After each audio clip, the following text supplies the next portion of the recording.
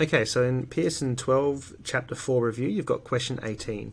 And what you've got is two spheres, and they're connected to a nylon string at a fixed point, which means that each sphere is going to be experiencing an electrostatic force that's due to the other sphere, like so.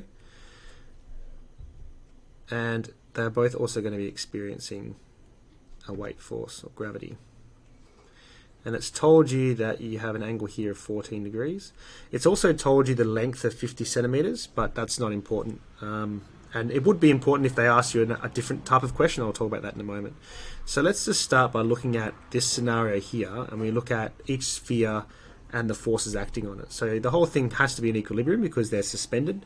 So that means that if we look at one of those spheres, it's going to have a downward force of mg, and it's going to have the electrostatic force, and then it's going to have that tensional force like so, and that angle there is going to be 7 degrees. So the solve is actually pretty easy. So you've got the tan of 7 is going to be equal to F on mg.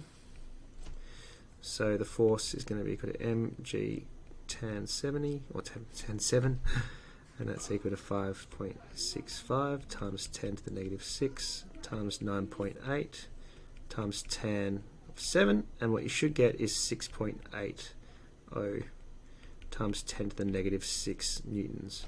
And that's fairly easy. Now, the reason they might have given you this 50 centimeters is instead of asking you for this this force vector, it might have just asked you for something like what is the charge that's been applied to these spheres, because you could just use Coulomb's law, and knowing that the charge is the same, you have the right number of unknowns to solve for it. But for this particular problem, it's just 6.8 times 10 to the negative 6. And there you go.